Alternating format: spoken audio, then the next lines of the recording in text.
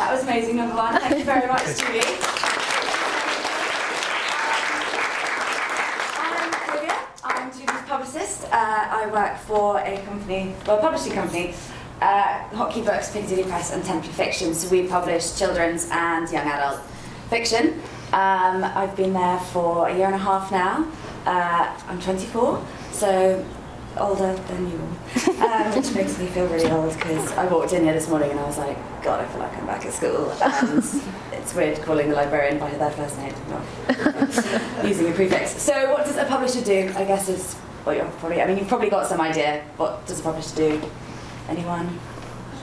Publish books, yeah. Which means that basically there's a lot of different sides to publishing. I think the kind of way that a lot of people think about it is that you sit there with a book and you read all day at your desk and you correct where they put their commas and then you send it off to a magical place where it gets made physical and then that's kind of it.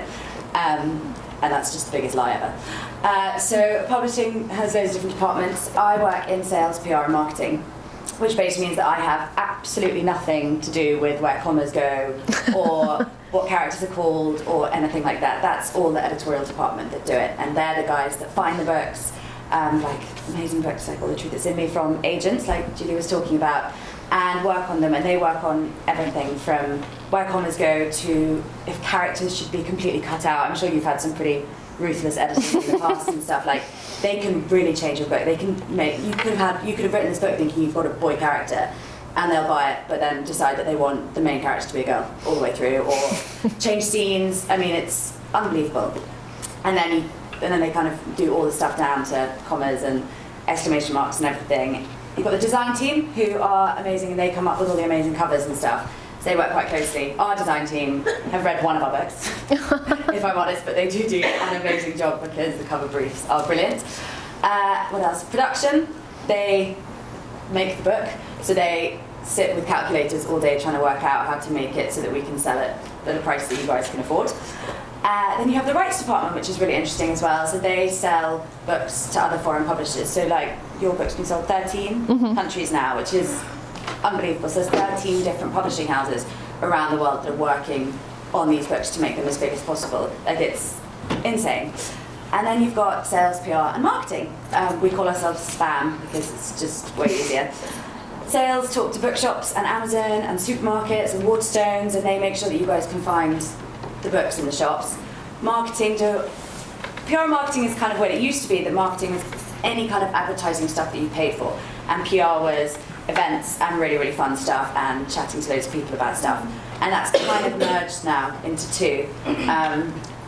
But it's really, really fun. We basically shout about the books, and we get to work across all of the lists and take the authors out for lunch and drink wine with them and come to schools and see you guys, and it's really, really great.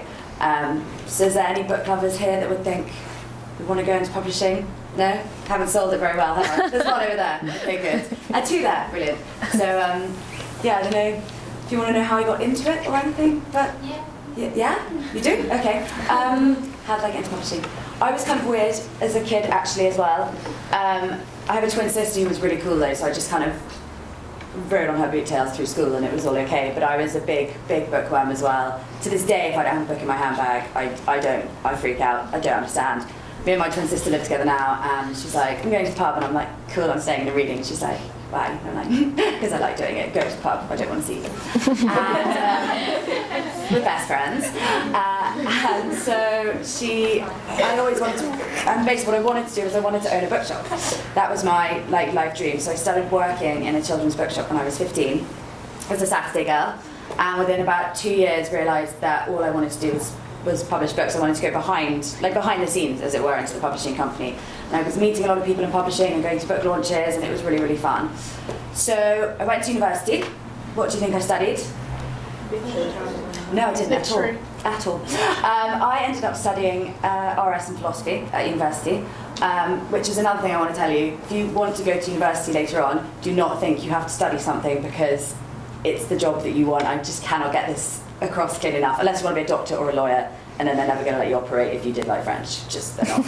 And so don't please study what you're actually interested in, because then you'll have a way better time at university and you'll actually be interested in what you're studying and your coursework, and you'll go to lectures and it won't be a waste of money.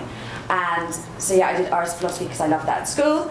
And I'd always read, and that was like my hobby, and I didn't want to study my hobby, I guess, was kind of my thing. But I carried on working in this bookshop, so I'd come home, I was at university in Scotland, and I'd come back to London, and I'd work in the bookshop, and then I started doing more and more work experience, and I just begged people to let me come and stuff envelopes with a book and a preface release, because that's literally what I was doing, and get them coffee, and learn to photocopy 200 things, and that's it. And then gradually I kind of worked my way up, and I made enough contacts, and I was asked to actually apply for the job that I'm doing now.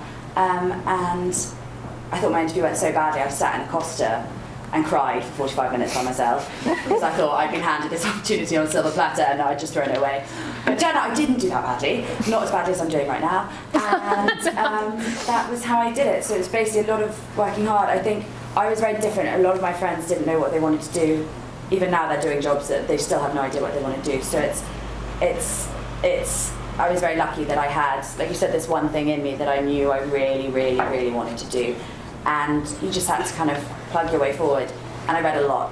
If you read a lot, people in publishing take you seriously. So yeah, that's publishing basically. That's fantastic. You've both got a lot in common, really.